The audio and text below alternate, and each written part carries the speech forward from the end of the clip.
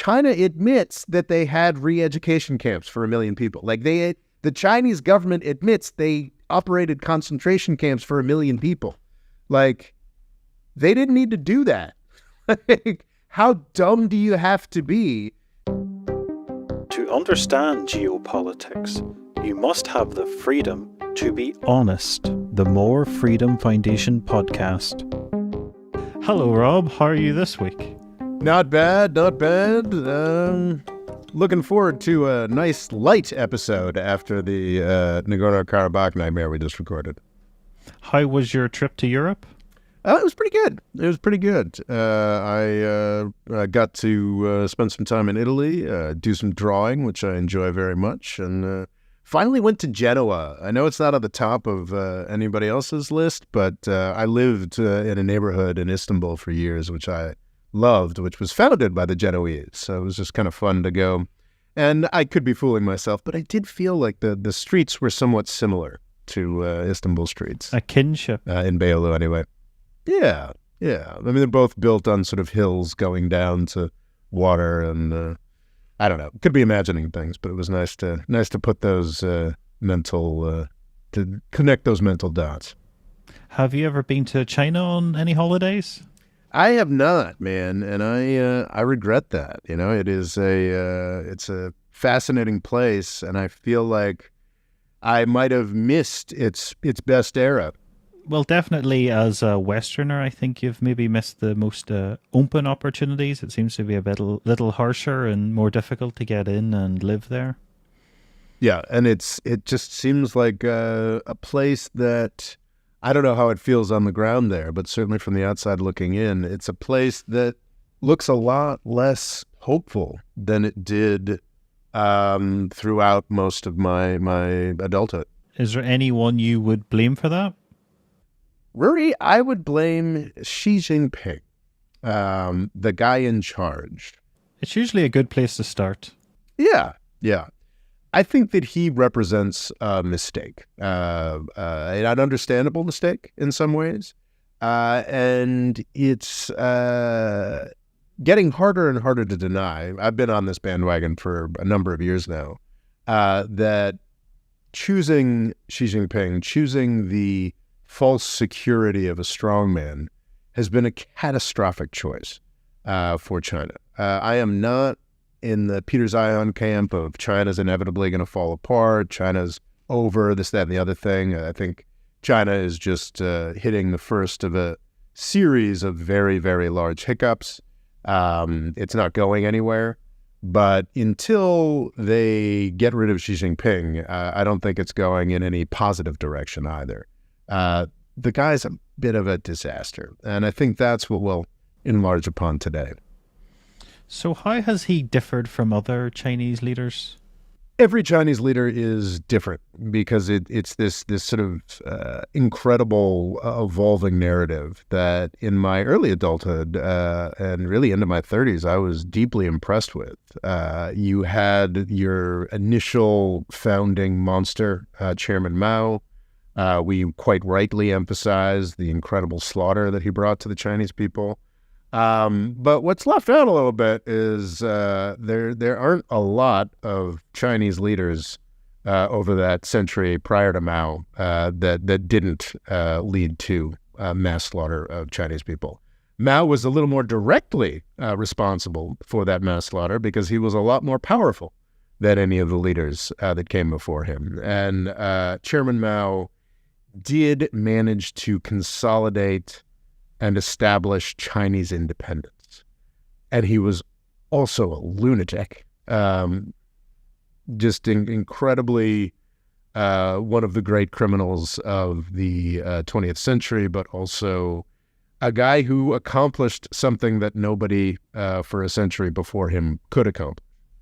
The problem, of course, is that he didn't die in the 1950s, and he just kept on keeping on. The bad ones always do. They do, don't they? They do.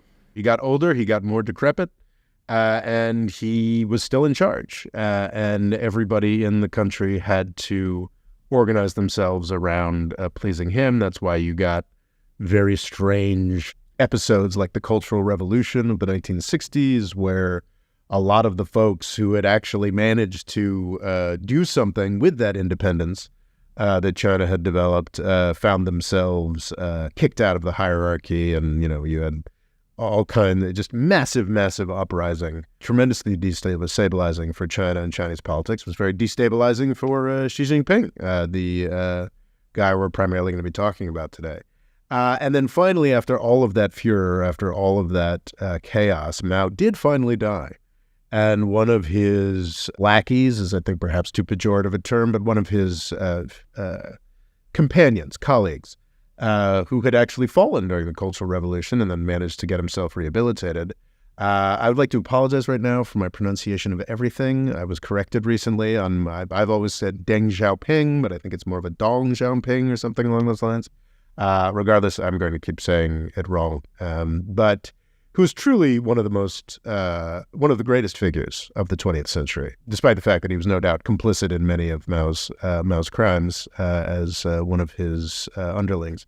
The guy who did something with China's independence, decided to take a path of economic opening, a path away from extreme communist orthodoxy. One of my favorite sayings from Deng Xiaoping is the crossing a river by feeling the stones. You just sort of like, whatever works, man, whatever works. And wow, did what he put together work.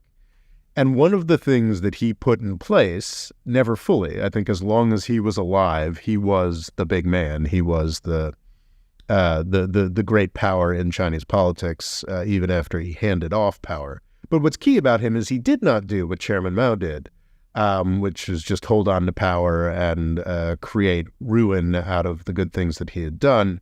He set up a system. He set up a system of orderly transfers of power. I suppose after his rule, I guess it only really lasted for 25 years or so.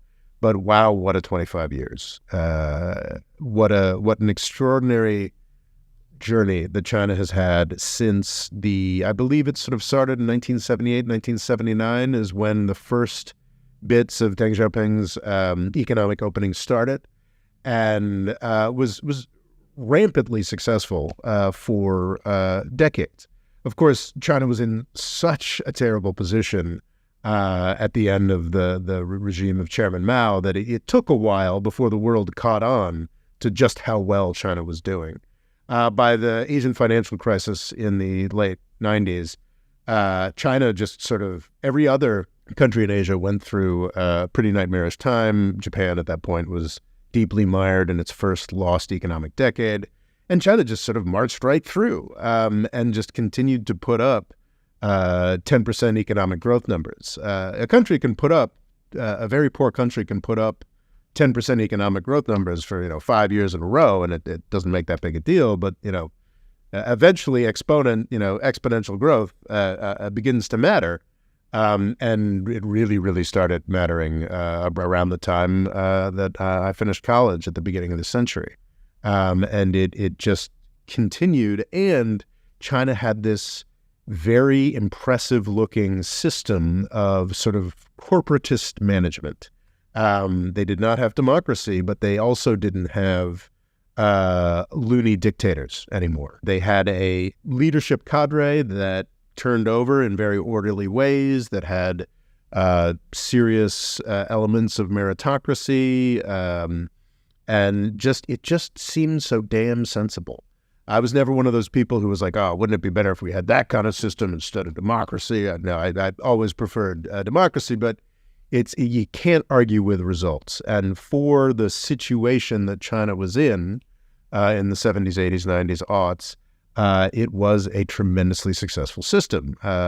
Unfortunately, and I think that Xi Jinping would be the illustration of the pitfalls of that system, is that it can be taken control of, that sort of Mao disease still very much at the heart of the Chinese system, and Xi Jinping was able to take advantage of it and put himself in power. Not enough checks and balances on power. Exactly. And he, I think quite savvily I think he's been quite disastrous for China, but there's no question that he has been a savvy manipulator of power, like the George W. Bush administration. Absolutely terrible for the country and the world, but good for themselves. Bureaucratically brilliant people, and I think Xi Jinping probably belongs in that category of bureaucratic brilliance. I mean, he's also quite the nepo baby. He's a princeling. His family briefly fell during the Cultural Revolution, but then they came back. And this is a guy who I think he's the first leader of China who was born after the formation of the republic. And gosh, it's 1949. He's a child of privilege who managed to make the system work enough to not just lever himself into the prime position in the Chinese hierarchy, but to reestablish a kind of one-man rule, which has been disastrous for China. Absolutely disastrous. And I think but there is a reason here, and I think just the extent of my disrespect for Xi Jinping will become clear, will be made manifest by who I choose to compare him to. And I think the first good comparison would be Mohammed bin Salman, MBS of Saudi Arabia. It's usually not good to be compared to him. No, especially not on our channel, Rory. And as I think I've made clear, both in podcasts and videos past, I am not a big fan of Saudi Arabia, nor am I a big fan of what MBS has done with it. Obviously, Saudi Arabia and China are completely different countries with completely different sets of facts. China has a few more strings to its bow as opposed to just one. To say the least. I actually do believe in sort of the doom of Saudi Arabia, and I firmly believe that the Saudis will no longer be in charge of Arabia by 2030. And I think China's going to keep on keeping on and will continue to impress for decades and centuries to come, provided we don't wipe ourselves off the planet.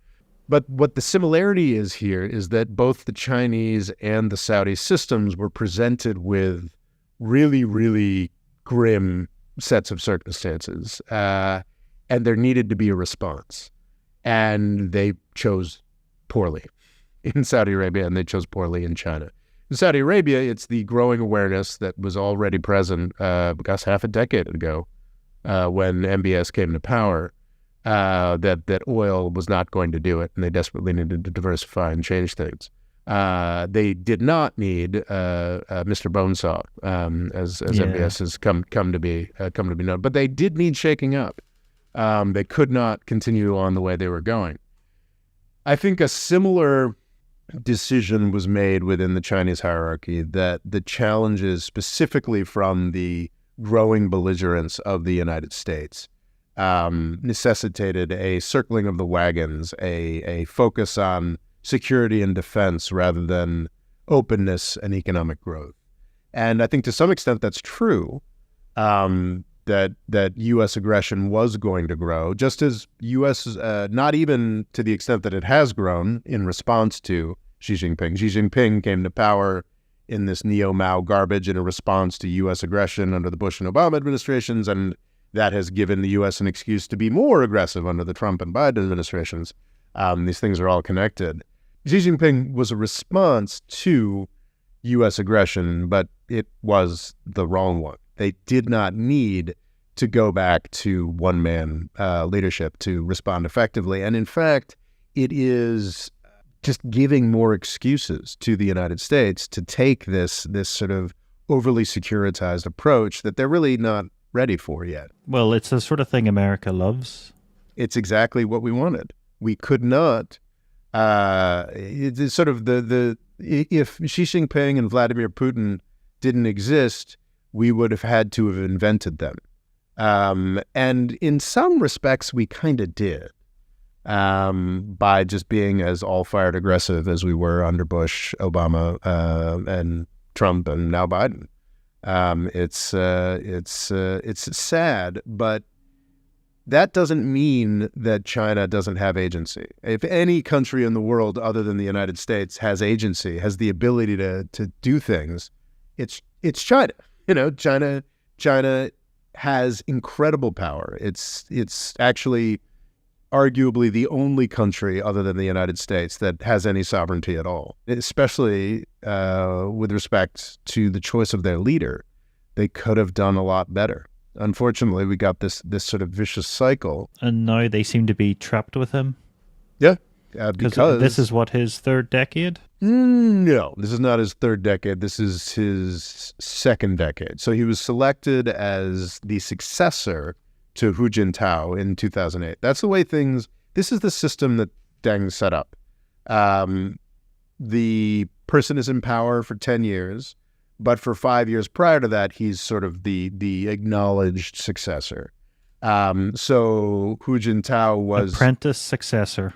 Yeah, so Hu Jintao was the guy, I think, from 2003 to 2013. Prior to him was, I have never been able to pronounce this name appropriately, it's Jiang Zemin, I believe, was the guy from 1993 to 2003.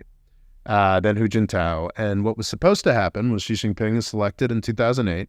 And of course, in the 5 years before you're the big guy, I mean, everybody wants to curry favor with you. There's incredible opportunities for putting things into place. It was only in 2018, which was the point at which Xi Jinping was supposed to anoint the successor to take over in 2023, that we realized that he was not going to do that and was just going to be, I think president for life is inaccurate. I'm not sure if he's actually technically the Chinese president or if that's one of the titles he has. I can't recall.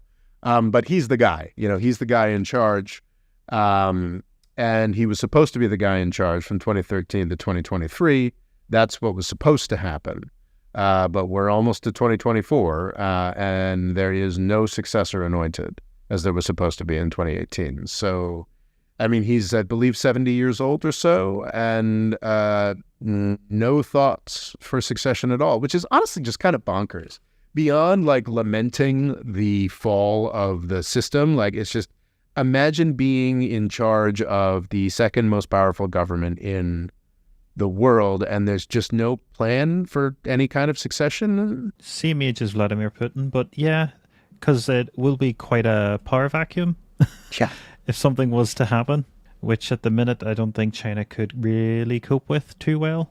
I mean, I'm sure there's some kind of constitutional, like, for each of his many, many, many roles, there's somebody who's supposed to take up the banner. But that's another pitfall of doing this, of having a one-man guy, one-man government, is that you've just placed the entire system in a position of extraordinary risk. But it's also the fact we tend to only look at countries that do well. It feels like a kind of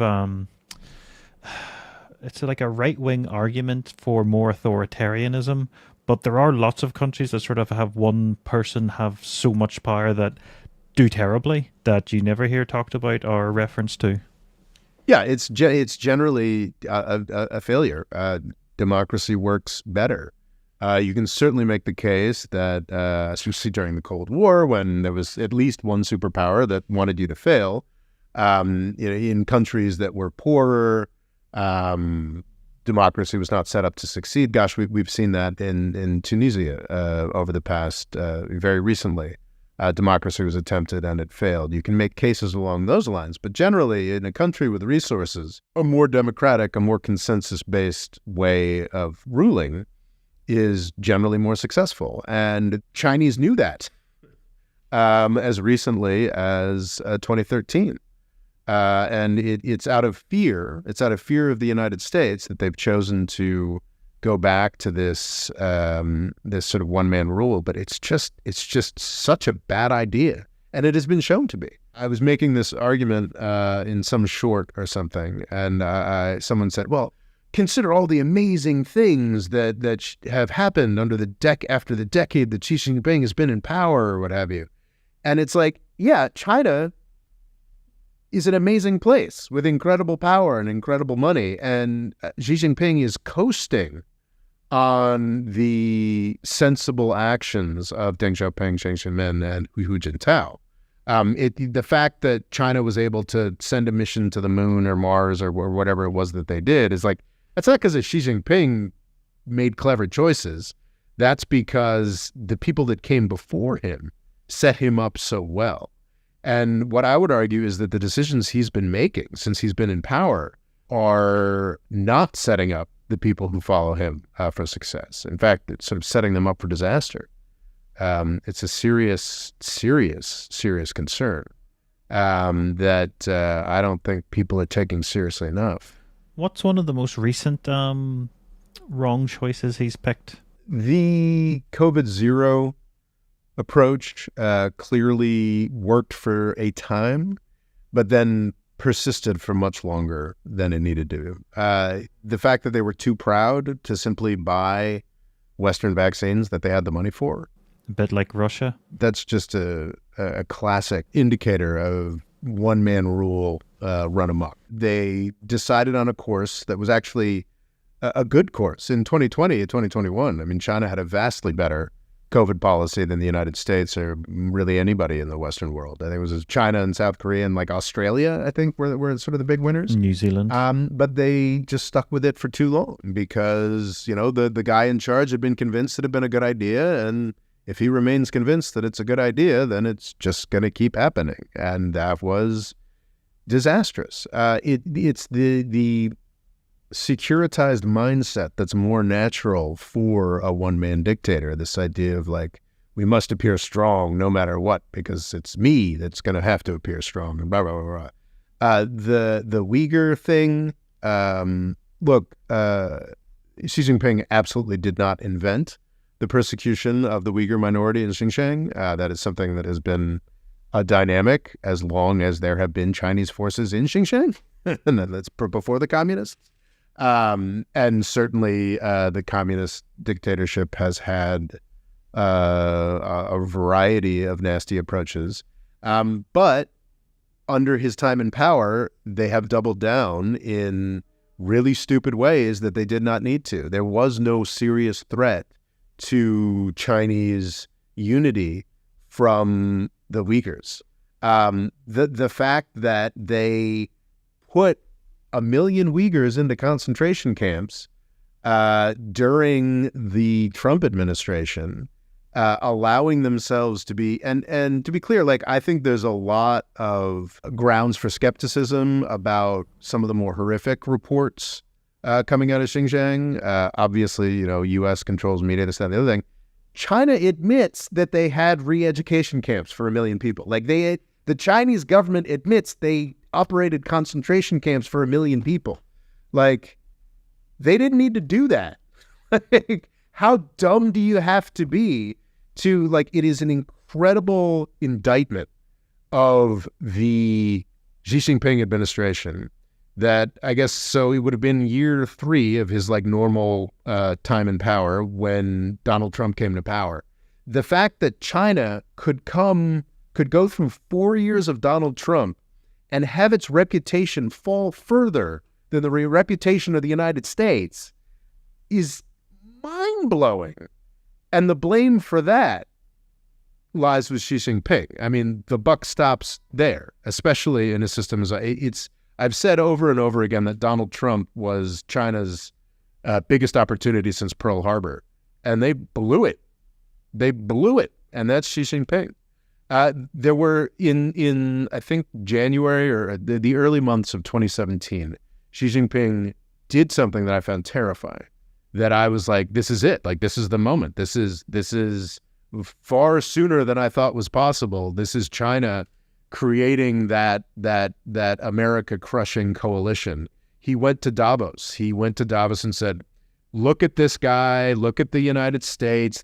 Look at this nonsense. Don't worry, China's here for globalization. China's here to make sure that we all work together.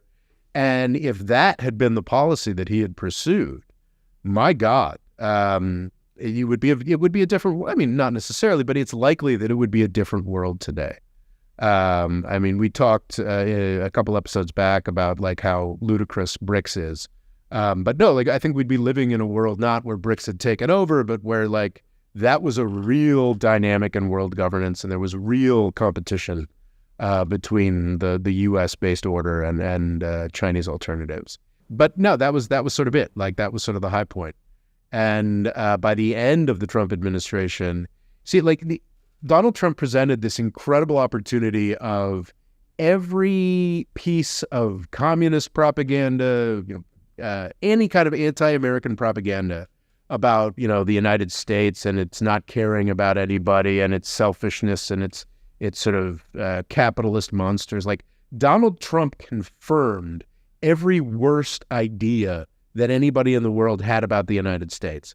All China had to do was be like, see, we're better. Like, we're a little more reliable. We're sane. Instead, China looked at, wow, that guy's incredibly aggressive and awful. And to some extent, maybe they had to do this for internal nationalist purposes.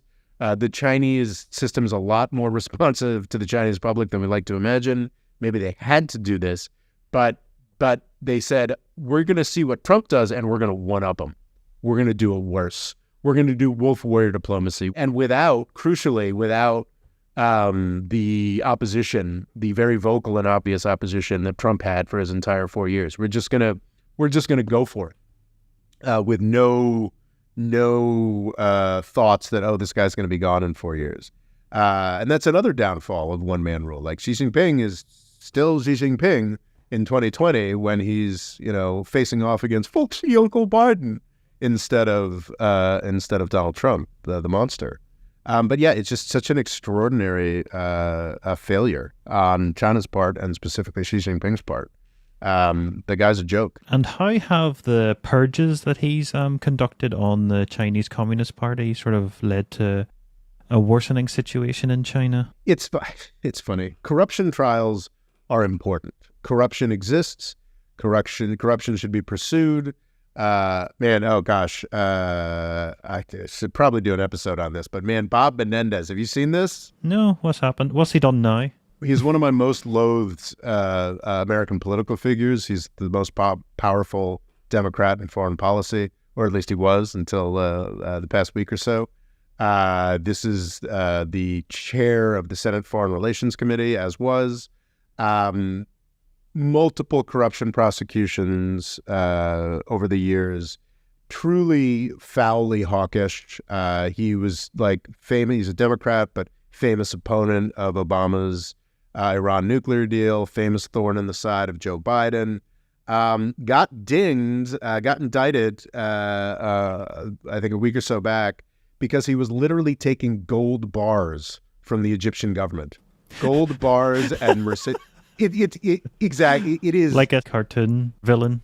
Yeah, it's beyond parody. Like, do you know how rich, I did this in a short recently, but do you know how rich you can get completely legally occupying a position like Bob Menendez is? Well, yeah. He's got a wife. Manipulating stock markets and all sorts. Not even that. That's technically illegal, though they certainly do that in Congress and get away with it. But all you got to do, you got a wife, she gets a job, some nothing job, paying millions of dollars a year, in consulting for defense contract. It's completely legal. Could have made enough money to build himself a house out of gold bricks. But some 1920s 2-bit thug, he was being bribed, and I find it amusing. It's shameful, frankly, that this was probably the fourth or fifth most powerful person in the world, actually.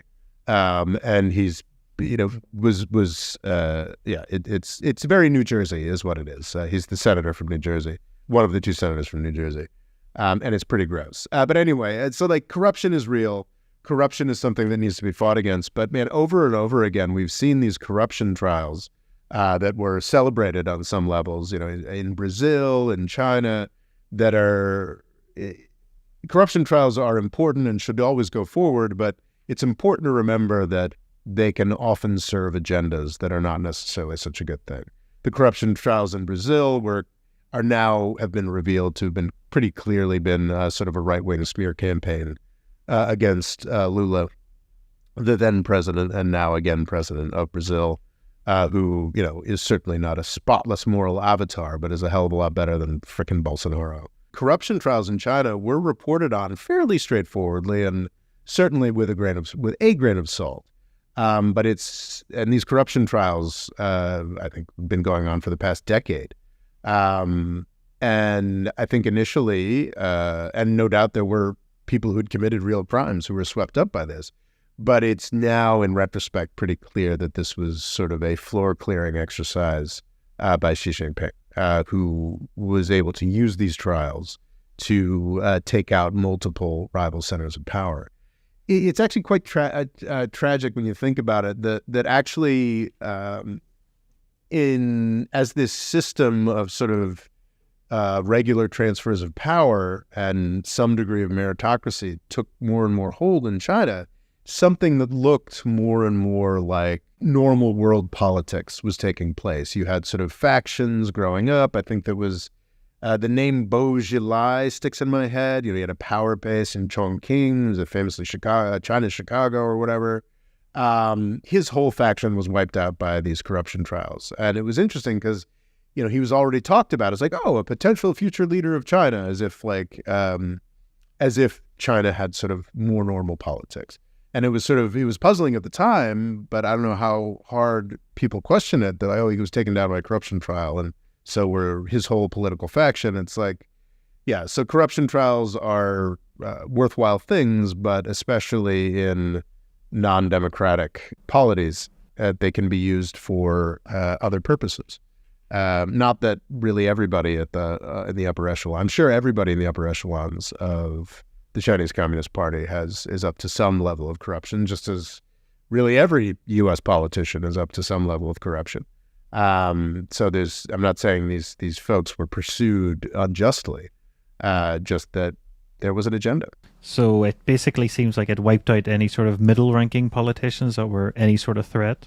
I think that certainly happened, and higher ranked as well. I think there's been a bit of the clearing out continues. Folks who had, I think, just recently been announced as part of his leadership clique have been, I feel like there was a defense minister and maybe a foreign minister who've both fallen from grace over the past 6 months. It's a process that continues. It's very Joseph Stalin before World War II. Famously, when the Germans turned on him and invaded, he was tremendously unprepared because he'd cleared out so many of his military folks and political purges. And it's not good for a system, right? What do you think his end game is, or is it just to hang on to power until he dies? Well, like any dictator, I'm sure he's drank the Kool-Aid. I think he probably believes that he is necessary and he's a vital part of the Chinese history. Yeah, he's the one who's saving things. It's quite foreign, I think, to us growing up in the U.S. and Europe. But the extent to which they're building up a personality cult around him is fascinating. You know, he's getting all kinds of special titles and qualifications that only Chairman Mao had gotten. That he's and I think you got to believe that to some degree he believes all that. He's not wrong that China is facing an unprecedented threat from the United States. That's definitely something that's happening. And it's not even necessarily on like, oh, we want World War III and we like weapons and stuff. It's just kind of natural. We did this to Japan as well. We fostered and supported the Japanese reconstruction after World War II. And then by the 70s, we started getting a little worried about how competitive they were with the U.S. auto industry. And by the 80s, we took action to crush them. Not physically, not militarily, which is a much more real danger with China, but economically. So he's not wrong that the United States is in the process of reining in China. That's not even a debatable thing anymore. The U.S. government will still proclaim that that's not our aim, but the Biden administration has taken very concrete efforts to cripple Chinese technology industries. It is an explicit goal of the U.S. government at this point to contain and block China. So Xi Jinping is right about that. What he's wrong about is the idea that his approaches are somehow saving China. He's emphasizing security over the economy. He's building up this big military that isn't going to last very long for any kind of real conflict. He put a lot of time and investment into the Belt and Road Initiative, which is broadly conceded to be a failure. Slowly dissolving, it seems.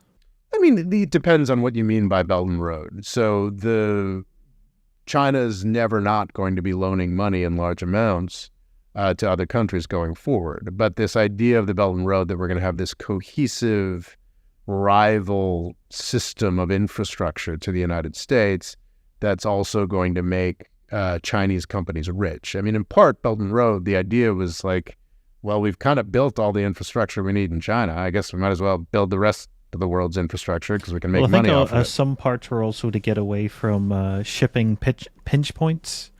It was vulnerable, so if it had other options over land, then that could circumvent. Absolutely. And CPEC, I think, as the China-Pakistan Economic Corridor, is very much exactly what you're describing there. I think that's probably the most serious, and as much of the rest of the Belt and Road sort of flows away, and China sort of starts looking more and more like your average European or U.S. moneylender.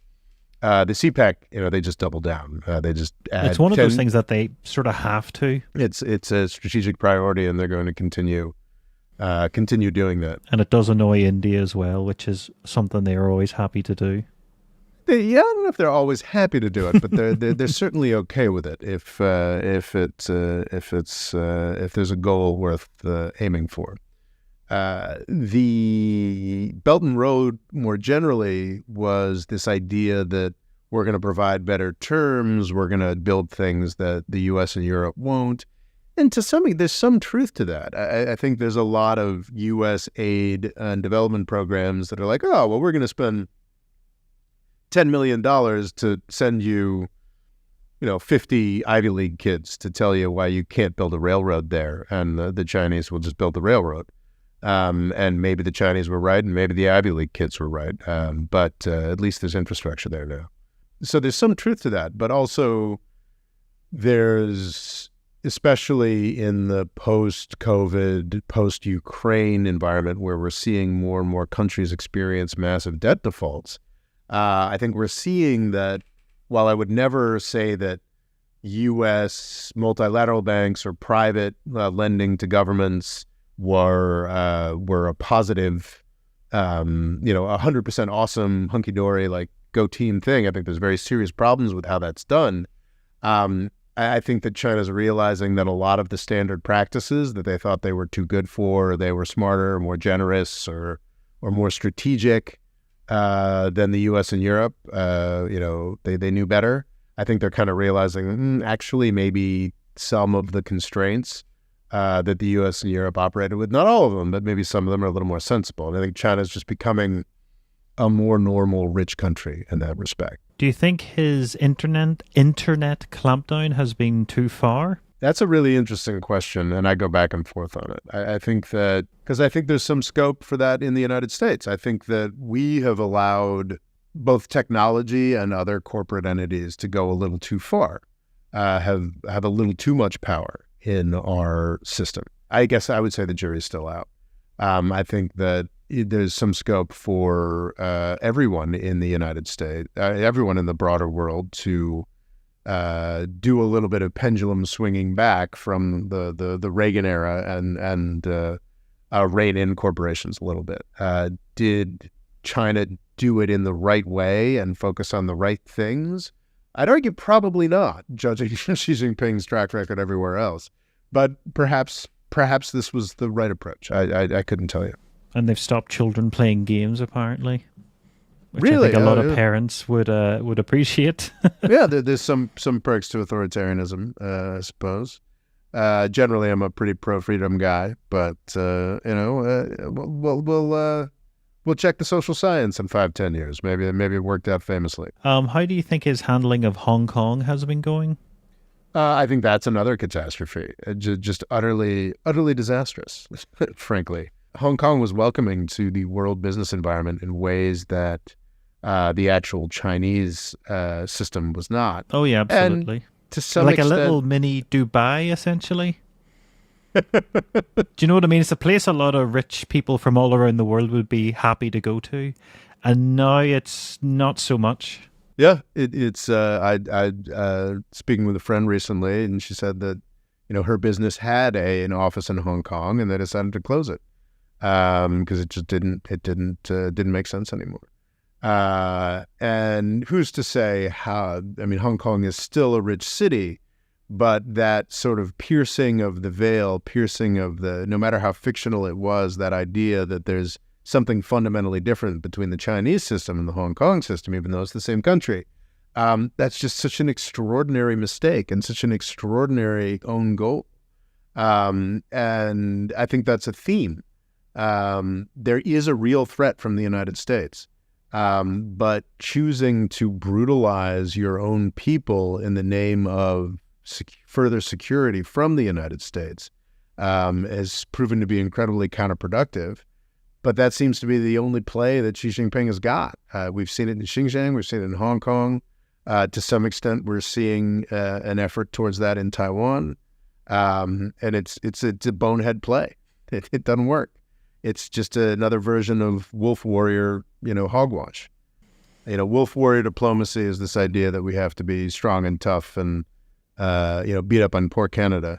But yeah, I mean, man, Canada, man, just getting it from all barrels from our emerging Asian giants.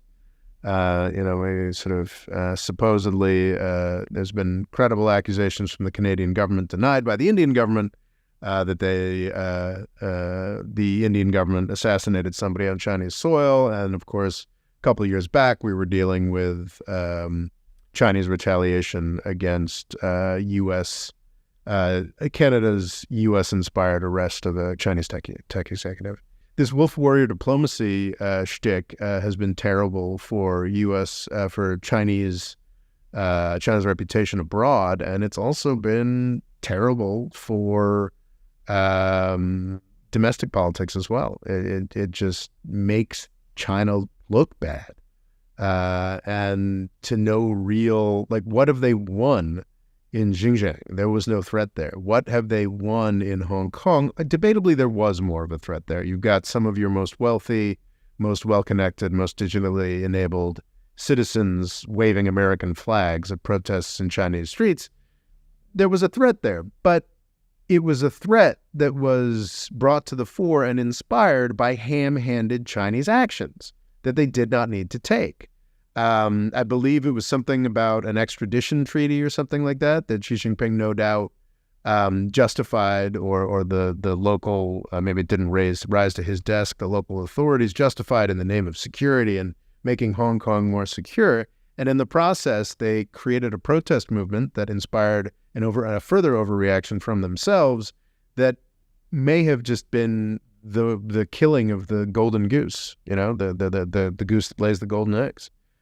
Taiwan's importance and economic success has come more to the fore recently, in part because Xi Jinping decided to murder Hong Kong.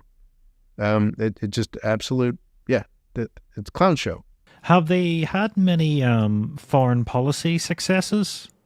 Because it seems to be the idea that China would quite often give you money with maybe strings attached later on down the road, but giving you money, giving a country money when it needs it, while America was a bit too, you need to meet this condition, you need to meet that condition. It feels like that sort of gravy train is coming to an end. It's slowing as China realizes that some of those strictures make a little more sense if you want to get paid back. Yeah.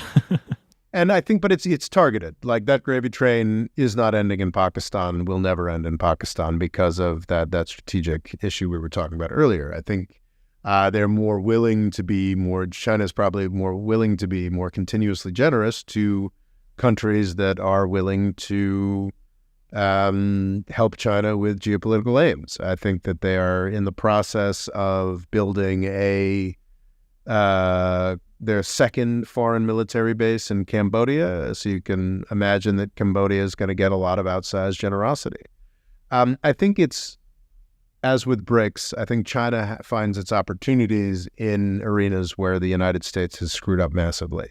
Xi Jinping made a big splash with the Iran-Saudi Arabia deal, so-called, 3 to 6 months back. it's real hard not to look like more of a disaster than the United States in the Middle East. Xi Jinping has leapt that very low bar. Does not, in fact, look like he's screwing up the Middle East as much as the United States has. But give him time. Give him time. The fact is that China's input in the Middle East is vastly, vastly exaggerated. They do not have troops there. They certainly buy a lot of resources from there. There are a lot of completely justly embittered and angry political actors that love the idea of bringing China in there to score points against the United States. But it's not a real thing yet. Saudi Arabia and Iran were negotiating for years in some arenas like Yemen under the auspices of the United Nations. I guess I don't think probably not with any really open encouragement from the United States, but certainly with open encouragement from the United States to resolve issues like Yemen. And then sort of at the last minute, they were like, oh, let's call this a victory for Chinese diplomacy because we're both kind of pissed off at the United States. I was recently part of a sort of broad-ranging discussion focusing on a particular Middle Eastern country, and people kept asking, so what's China's role here? What did China have to do with these negotiations? And sort of the experts were like, nothing. It's just sort of they made the sandwiches. Yeah, it's vastly exaggerated, but very well publicized. And again, it's just because there's a great thirst, and this speaks again to the incredible missed Donald Trump opportunity. Even among very, very solid U.S. allies in Europe, there is a great appetite for somebody else to be a pro-peace, interlocutor or provide some kind of overarching world leadership and diplomacy. And China has continued to fail to play that role. Has she done any big ideas recently? Or because it feels like a lot of the things we've been talking about for a while. Belt and Road's quite old. The big massive infrastructure, the high speed trains, everything. I haven't seen much new from China. There's not. I think he's been in crisis management mode. There's the Chinese dream rhetoric. I think that's 3 or 4 years back at this point. And also, Wolf Warrior's pretty old at this point. Well, that's been discarded, thank God. And I think it was pretty quickly after Donald Trump was out of office, and they began to realize the extent of the damage. Oh, it was great. There was some figure who was sort of like the main Wolf Warrior guy. I can't recall what his name was, but he was particularly virulent on Twitter, and I think he's been shunted off to Fiji or something. And actually, Fiji is fairly important. No, but he's been sent out to Siberia or the equivalent thereof. China's moved on from that. Thank God. And I think it's been COVID crisis management, which China initially was very successful with, and then even though it is responsible for it, so it sort of true enough. It dints its early successes, and then it's how it ended as well didn't help. Yeah, no. So that's certainly a dynamic. And then, of course, the real estate crisis, which is unfolding as we speak. I read something quite optimistic in Bloomberg recently, just sort of talking about, they actually might be doing what they need to do, and they might actually make it through this with dramatically less destruction than was wrought by the 2008 financial crisis in the United States, which was housing driven. Here's hoping. I'm just looking at some statistic. It's just house prices. It's basically based on like a ratio to income. So somewhere with very high prices like San Francisco was about 8 times the average income, while Hong Kong was up at 46 times. Wow.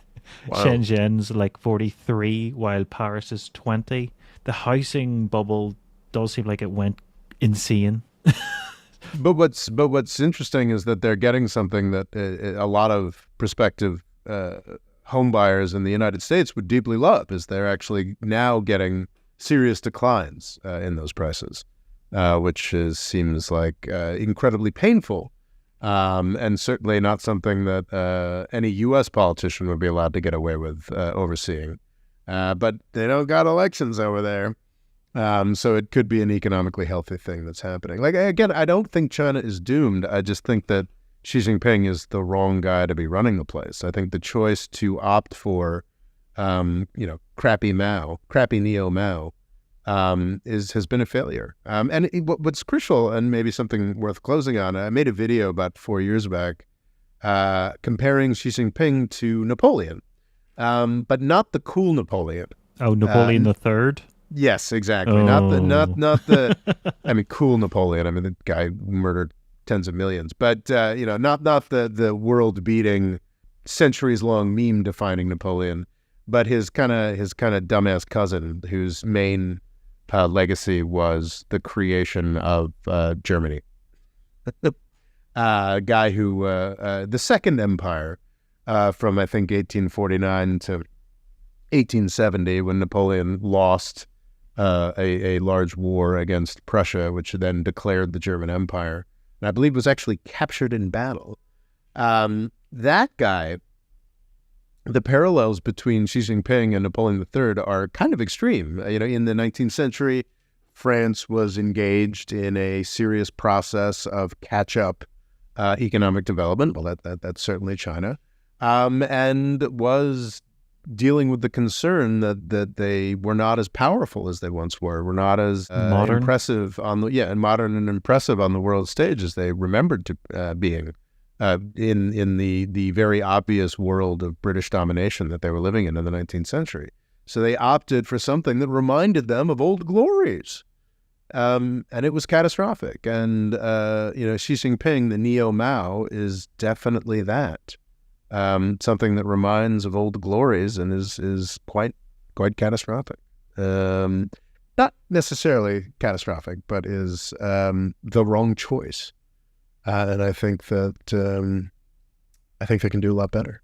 How do you think things will end for him? Do you think he'll be ousted violently, or will he just one day die? If he has his druthers, I think he'll probably die in power. I don't think that's particularly likely. I think it's just becoming so obvious. I mean, even The Economist is running cover stories talking about what a failure he is. It just seems so apparent to so many that I find it hard to believe that he won't find himself shuffled into retirement or the problem, and that would have happened already. The problem, though, is he's just been so effective at using corruption trials and other means to consolidate power. So maybe he'll get his wish. Maybe he'll just keep limping on, bringing China from disaster to disaster for a decade or two to come.